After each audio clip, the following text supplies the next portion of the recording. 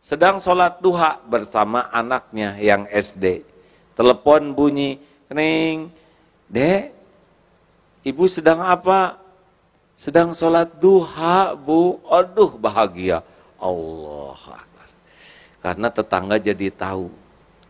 Selesai sholat, anak baik, anak pinter, ibu sayang. Karena bahagia tetangga jadi tahu. Suatu saat sholat asar, 5:30.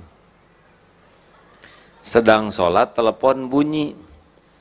Kering, ibu ada, nak? Ada. Tong, tegang. Lagi sholat nih. Sedang apa? Sedang sholat asar, tante. Selesai, kamu ngomong.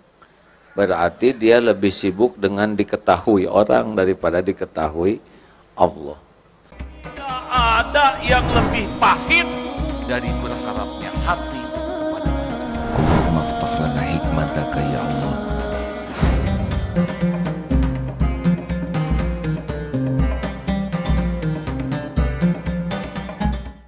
Mau yang mana nih yang kita bahas malam ini? Semuanya. Baiklah. Pantas saya dikasih makan dulu ya, supaya kuat ceramah nih. Ikhlas. Yang akan saya bawakan ini hadis riwayat Imam Muslim dan Imam Tirmizi. Ini hadis sahih, tidak diragukan. Yang pertama dihisab di akhirat, pertama kali nanti dibangkitkan. Dihisab itu adalah mujahid. Orang yang berjuang di jalan Allah sampai mati terbunuh. Ditampakkan nikmat oleh Allah dan ditanya, apa yang kau ditampakkan nikmat dan dia mengakuinya, apa yang kau lakukan? Ya Allah, saya sudah berjihad fisabilillah, berjuang sampai saya terbunuh di medan perang, dan saya lakukan ini lillahi ta'ala karena engkau. Lalu Allah berfirman, kadzabta, dusta kamu, bohong kamu. Kamu berjuang bukan karena Allah, tapi kamu berjuang karena ingin dianggap pemberani, dan sudah engkau dapatkan sebutan itu. Di akhirat ternyata diseret dalam keadaan tertelungkup menjadi ahli neraka. Dengar ini hadirin, tidak kurang perjuangannya untuk Islam, tidak kurang pengorbanannya, dia sampai mati di medan perang. Tidak kurang pengakuannya, dia ngomong tuh lillahi ta'ala. Tetapi Allah tidak bisa dibohongi. Wa huwa alimum bidatis sudur. Allah tahu isi hati. Ternyata Allah berfirman, engkau berjuang bukan karena Allah, tapi engkau berjuang ingin dianggap pemberani, dan sudah engkau dapatkan.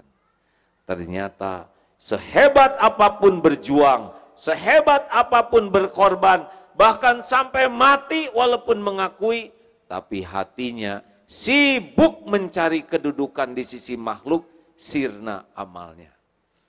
Jelas hadirin? Bukan kurang perjuangannya, bukan kurang pengorbanannya, bukan kurang pengakuannya, yang kurang cuma satu saja. Apanya? Hatinya. Lebih senang dengan pujian manusia daripada ingin diterima amalnya oleh Allah. Pegang ini hadirin, ini mutlak. Kalau saya baca hadis ini serius sekali. Mengapa? Karena yang kedua dihisab adalah yang belajar agama dan mengajarkannya, seperti Ustadz Abdul Somad, Ustadz Adi Hidayat, Ustadz yang lain. Ya, pasti Agim. Saudara nggak kuat ya, saya pengen dihisab yang kedua. Belajar agama dan mengajarkannya, belajar Quran dan membacanya. Ditampakkan nikmat, dia mengakuinya. Apa yang kau lakukan? Saya sudah belajar agama dan saya dakwahkan. Saya belajar Quran dan saya baca lillahi ta'ala, ya Allah. Ngakunya karena Allah.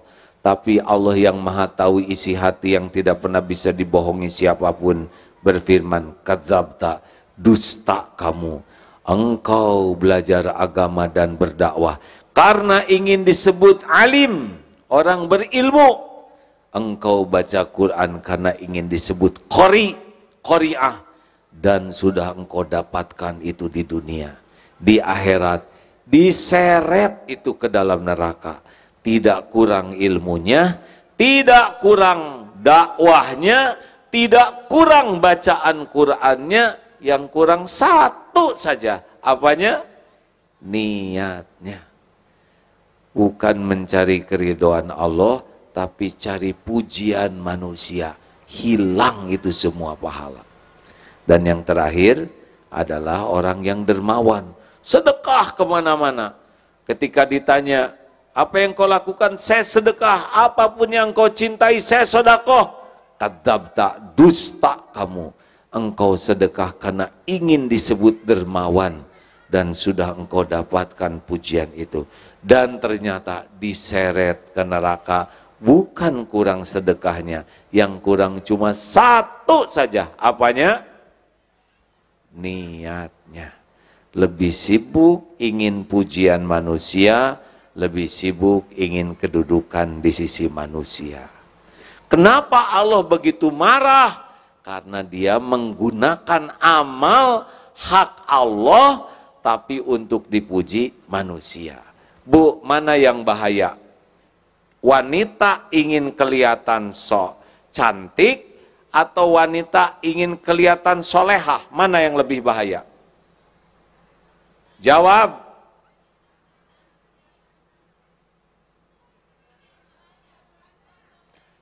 Wanita ingin kelihatan cantik ya normal.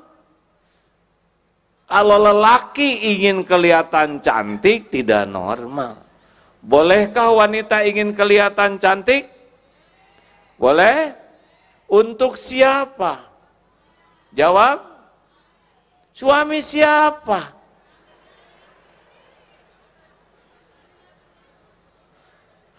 Si bapak langsung ketawa, ya. Karena bapak jadi saksi, ya. Istri mau ke undangan stakar kebek dandan, pulang dari undangan, giliran ketemu khusus bersama suami, dibuka kerudung, rambut terwig, pensil alis di sini, bulu mata jadi bulu hidung palsu. Hadirin, kalau ingin kelihatan cantik masih urusan dunia. Tapi ingin kelihatan solehah, sudah pakai amalan akhirat. Ini sedikit saja rahasia ikhlas. Apa sih ikhlas? Al-Bayyinah ayat 5, A'udzubillahi minasyaitonirrajim, wa ma umiru illa liya'budullaha mukhlishina lahudina al-ayam. Allah tidak memerintahkan kita kecuali ikhlas, murni ikhlasnya. Maukah diberi susu murni yang gratis 2 liter sehari? Jawab. Tapi dicampur dengan kotoran sapi 1 sendok. Mau? Yang benar, Bu. Sesendok kecil saja. Yang betul. Seujung sendok kecil. Dikoceklah, ibu nggak usah tahu. Nggak mau. Itu dia aja nggak mau, ya. Nah, sedangkan syirik, inna syirka la zulmun azim. Menyekutukan Allah itu adalah kezoliman yang sangat besar. Nih latihannya supaya ikhlas. Ikhlas itu seperti apa? Seperti jantung berdetak tiap saat, berdegup tiap waktu, tidak pernah menonjolkan diri. Yang sibuk menonjolkan diri adalah ambeien, jerawat, bisul, tumor, tidak ada yang enak. Makanya orang-orang yang overacting, sibuk ingin menonjolkan diri, pasti tidak enak hidupnya. Ikhlas itu seperti akar pohon, menyerap hujam ke tanah, menyerap sari-satri pati, mengokohkan, pohon kokoh, rindang, berbunga, berbuah. Orang memuji pohon, padahal semua jerih payah akar. Betul? Atau seperti gula, mungkin sudah viral. Kopi kurang manis, yang disalahkan siapa? Kurang gula nih. Disalahkan gula. Kopi terlalu manis, yang disalahkan siapa? Kebanyakan gula nih. Giliran kopi enak, siapa yang dipuji? Ini kopi mantep bener. Tapi giliran penyakit baru disebut penyakit gula nih. Gitu. Tapi gula tetap saja manis, bener? Dia nggak dendam. 5 latihan jadi orang ikhlas. 1, jangan selalu ingin diketahui orang amal kita. Amal fardu, sunnahnya orang lain tahu. Sholat, ke masjid, lagi apa tuh, mau kemana? Mau ke masjid mas, ayo kita ke masjid, boleh. Itu bukan riya, itu dakwah. Bayar zakat, saya mau bayar zakat nih, itu bagus. Dibuat orang lain tahu, karena itu dakwah. Syukuran haji, dengan niat agar orang lain tahu ini undangan dari Allah, boleh.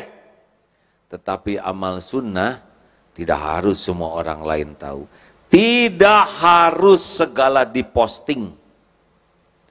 Jam 3 malam, bangun, langsung posting. Bangun sahabatku, bangun. Sepertiga malam terakhir, saat mustajab. Broadcast, benarkah membangunkan orang atau pengumuman? Ingin dianggap ahli tahajud, sedang dia sendiri tidak sholat, karena terus saya buka WA. Sahur, posting, thread, selamat saum Senin Kemis sahabatku yang baik. Ingatlah hanya Allah yang tahu, thread. Baca Quran, Allahu Akbar, Allahu Akbar. Ya Allah, hanya dengan pertolonganmu. Walaupun tanggal 16 sudah 20 juz, cetret. Kenapa diumumkan? Orang-orang yang sibuk dengan postingan, padahal amal-amal yang tidak harus orang lain tahu, ciri-ciri itu.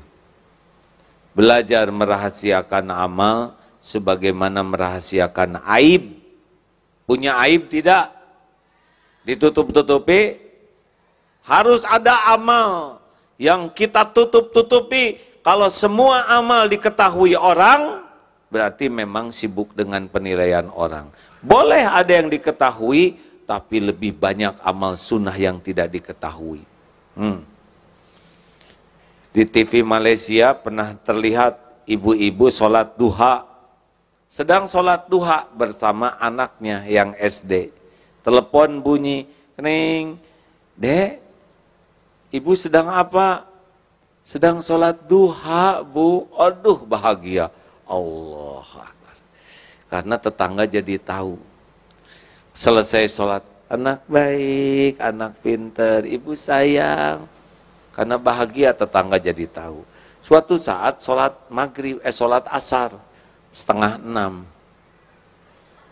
Sedang sholat, telepon bunyi. "Kering, Ibu ada nak?" "Ada." Tong, tegang. Lagi sholat nih. "Sedang apa?" "Sedang sholat asar, Tante." Selesai, kamu ngomong. Berarti dia lebih sibuk dengan diketahui orang daripada diketahui Allah. 2, jangan selalu ingin dilihat orang. Ada orang, tidak ada orang, bagi orang ikhlas sama, bagi orang tidak ikhlas tidak sama. Ada orang bagus, tidak ada orang tidak bagus. Ini ciri-ciri ini. Kalau sholat sendiri, gesit. Allahu Akbar. Allahu Akbar. Allahu Akbar. Allahu Akbar. Allahu Akbar. Allahu Akbar. Atahiyatun barakatuh salawatu. Astagfirullahaladzim. Astagfirullah. Assalamualaikum. Assalamualaikum. Tidak ada orang. Gesit, tangkas. Giliran ada orang, Allahu Akbar. Bismillahirrahmanirrahim. Allah. Subhanallah, udah cukup nih, udah agak lama ya. Udah agak lama nih, cukup ya. Sami Allah. Acting. Lagi sholat sendiri tahajud. Sedih. Tapi ada suami. Ya Rabb, tolonglah keluarga kami. Air mata dibiarkan mengalir. Padahal itu sisa menguap. Tapi diatur supaya ini acting. Gak diterima. Hati-hati. Ada orang, tidak ada orang, sama atau tidak. Kalau ada orang baik, tidak ada orang tidak baik, ciri-ciri itu. Tidak ikhlas. 3. Ciri latihan yang ketiga adalah jangan ingin dipuji, jangan takut dicaci. Dengar ya, kalau dipuji semangat, tidak dipuji tidak semangat, dicaci patah semangat, pasti bukan karena Allah. Karena orang ikhlas, puji, caci, ember jatuh sama. Hanya getaran udara yang merambat ke telinga. Kalau dipuji semangat, tidak dipuji tidak semangat, dicaci patah semangat, pasti karena mulut orang dia berbuat. Bu, Pak, saya sudah nyobain takdir dipuji-puji, udah gitu ada takdir dicaci maki, udah. Demi Allah nih saya bersumpah ya, dipuji rame-rame, dikagumi rame-rame, dihormati rame-rame, jauh lebih bahaya dibanding dicaci maki rame-rame. Karena kalau kita sudah menikmati pujian, edik, nagih, pengen dipuji terus. Dan itu pasti letih orang yang senang dipuji. Kenapa? Karena orang tidak mungkin semuanya menyukai kita. Luqman Hakim membawa anaknya, nak ke pasar, siap beh, bah, ayo kamu naik. Anak naik, bapak nuntun. Sampai ke sebuah bukit, orang lihat, ini anak kurang ajar nih, ha? Masa dia naik, bapaknya nuntun, nggak tahu sopan santun nih anak. Salah. Anak turun, bapak naik. Sampai bukit kedua, ketemu lagi sekelompok orang, ini si bapak tega. Masa dia naik, anak nuntun, gak punya perasaan. Salah. Bapak naik salah, anak naik salah. Kalau gitu berdua. Naik berdua. Sampai bukit ketiga, ketemu dengan sekelompok orang. Ini manusia tidak berperi kekeledaian. Keledai satu dinaikin duaan, zolim. Salah lagi. Akhirnya turun dua-duanya, dituntun sampai pasar. Kata orang pasar, ini orang blow on, punya keledai nggak dinaikin. Begitulah. Kata bapaknya, nak sini, itulah manusia. Kalau hidupmu hanya ingin dinilai dan dipuji manusia, persiapkan dirimu letih sepanjang waktu, sengsara sepanjang hayat. Karena manusia pasti beda-beda. Selamat menderita bagi siapapun yang sibuk pengen dipuji oleh manusia. Ali bin Abi Thalib mengatakan, semua kepahitan sudah kurasakan. Dzuktur mararati kullaha falam ajid amarra minal hajati ilan nas. Kepahitan seluruhnya sudah kurasakan dan tidak ada yang lebih pahit dalam hidup ini selain berharapnya hati kepada manusia. Makanya hati-hati, makin ingin dipuji, dihargai, dikagumi, makin sering sakit hati. Jelas? Bu, jelas? Kalau mau dandan di rumah, dandan saja. Tidak harus selalu nanya, Mas, gimana penampilan saya? Suami kan bingung, mau ngomong apa? Ngomong cakep, enggak begitu. ngomong jelek nggak tega. Ya wes Bu, kamu ini kayak kesemek, begitulah. Itu solusinya. Perlukah kita ingin kelihatan rapi? Boleh. Kita rapi untuk menghormati, bukan untuk dipuji. Makin ingin dipuji, makin sengsara. Ingin kelihatan langsing, tahan napas. Jadi kekurangan oksigen. Bu, jangan takut jadi tua. Ya Bu? Kenapa? Karena sudah jadi.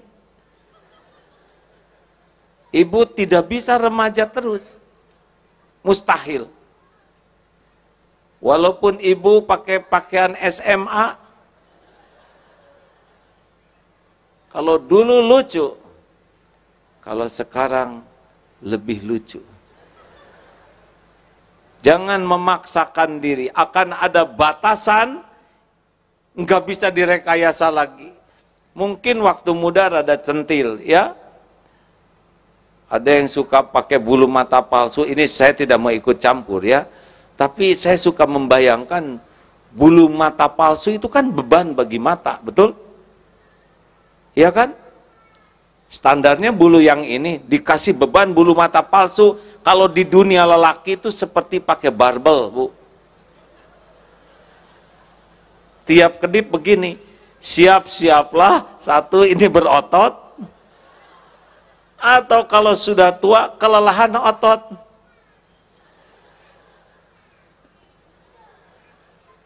Bisa jadi merem terus, nggak kuat ngangkat. Kenapa sih harus pakai bulu mata palsu, bulu hidung palsu? Hidup penuh kepalsuan begitu. Untuk dipuji siapa? Mau dipuji Allah, gak mungkin pakai kepalsuan, ya. Just the way you are. Apa artinya? Dilarang merokok. 4. Jangan ingin dihargai. Makin ingin dihargai, makin sakit hati. Jangan merasa spesial. Saya ini orang penting. Saya ini orang berjasa. Saya ini orang, makin ingin dihargai, makin sering sakit hati. Orang yang menuntut dihargai, biasanya yang tidak punya harga. Iya kan? Yang tidak ada harganya ingin dihargai. Yang punya harga bisa menghargai. Hadirin sekalian, mengapa kita dihargai orang lain saat ini? Penyebabnya cuma satu. Karena Allah masih menutupi aib, dosa, kejelekan, dan kekurangan kita. Benar? Benar? Kenapa A'agim Abdullah Gimnastiar diundang ke sini dan didengar oleh saudara-saudara? Tahu sebabnya? Sebab Allah Subhanahu wa Ta'ala yang Maha tahu siapa orang ini yang sebenarnya masih menutupi aibnya, dosanya, kekurangannya, kejelekannya, sehingga saudara mau dengar. Daripada kita sibuk menikmati pujian, lebih baik kita sibuk dengan apa yang Allah tahu tentang kita. Itulah tekniknya, supaya kita tidak tamak terhadap penghargaan orang. Hati-hati hadirin. Saya cerita sedikit ya. Saya ini takdirnya anak prajurit. Ayah saya seorang tentara, perwira tentara, TNI. Bisa membayangkan betapa beratnya jadi seorang komandan. Karena komandan di tentara ataupun di polisi pasti dihormat. Sebab bawahannya dilatih dan digaji untuk menghormat. Mau enek, mau sebel juga, begini. Apalagi sedang upacara hormat, apalagi defile hormat, senjata, waduh, sini, sini, sini, Sini, sini. Kalau tidak hati-hati, penghormatan itu makan. Seakan-akan dirinya terhormat. Padahal sholat belang betong. Ngaji tidak bisa. Zakat tidak bayar. Sudah mampu, belum haji. Tapi merasa terhormat akibat topeng yang dipakai. Ini bahaya. Pensiun masih tetap saya ini mantan komandan. Udah atuh komandan, udah pensiun, gak usah diomongin. Dia itu dulu anak buah saya. Iya udah waktunya habis ya, sabar. Karena post power syndrome, merasa terhormat dengan topeng. Ada lagi yang lebih ngaco. Tidak semua komandan begitu, itu hanya komandan error saja yang ketipu topeng. Ada juga yang lebih ngaco, adalah istri komandan. Suaminya kolonel, istrinya ngadak-ngadak jadi jenderal. Padahal daftar enggak, seleksi enggak, latihan enggak, di kantor juga enggak jelas kerjanya, tapi galaknya lebih daripada suaminya. Ini tertipu oleh casing suami. Kamu mengganggu rumah tangga saya, hah? Ini suami saya, waduh galak. Pernah lihat yang di airport, kemudian seorang istri pensiunan jenderal yang marah-marah nggak mau diperiksa, apa salahnya diperiksa, ya kan? Oh, ini adalah ciri-ciri orang yang tamak terhadap penghargaan.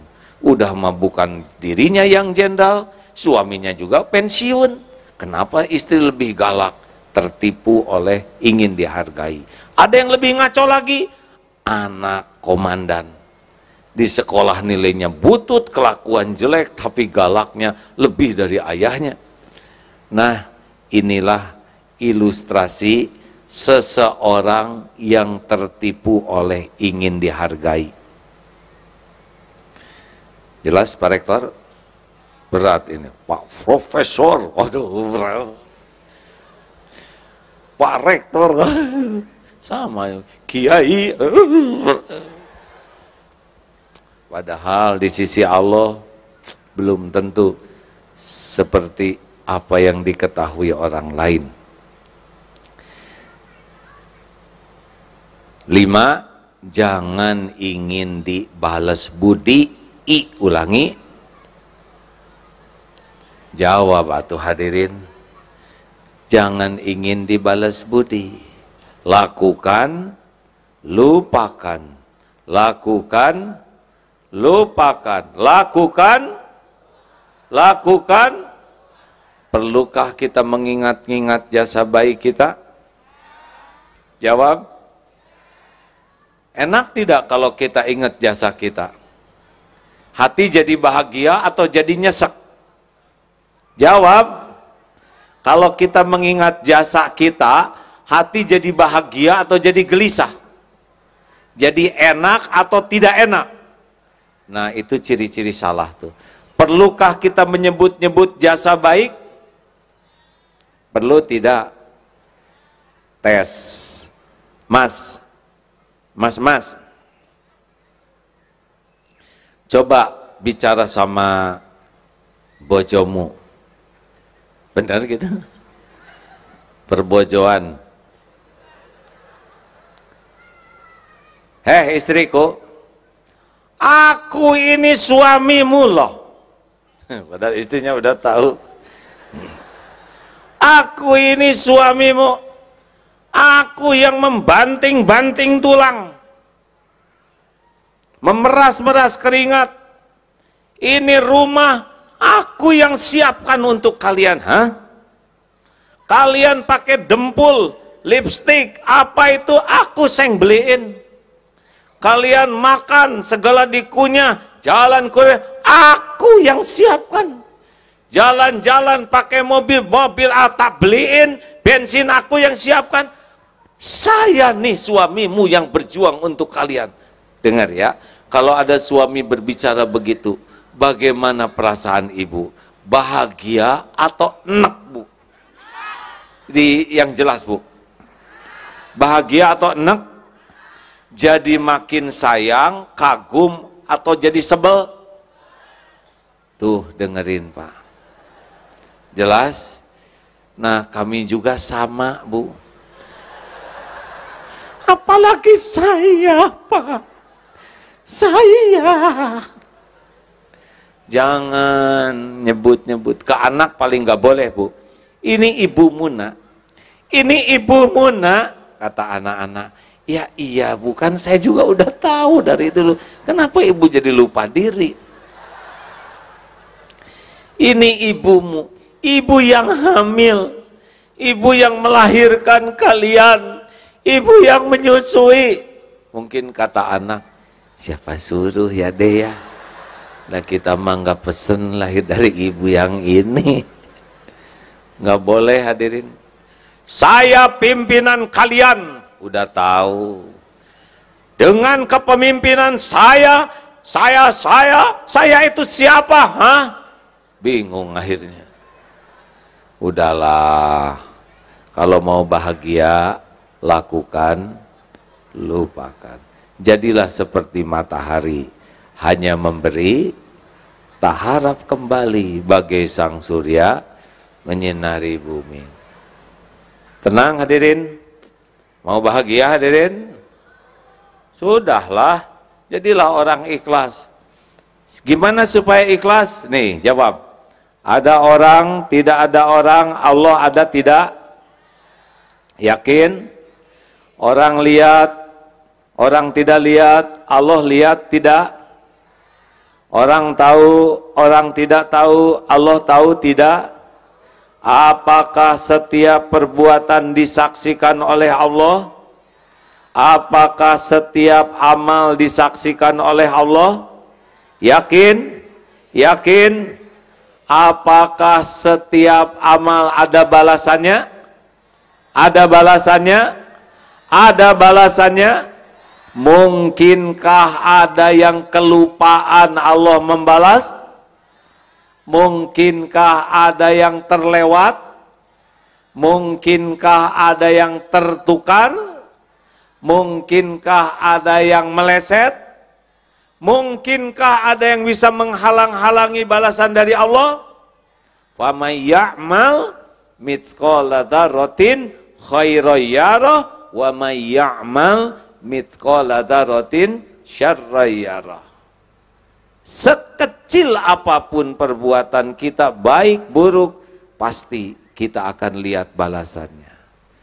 Nah, inilah sebetulnya rahasianya hadirin. Kenapa orang bisa ikhlas? Karena yakin waqafa billahi syahida. Cukuplah Allah yang jadi saksi.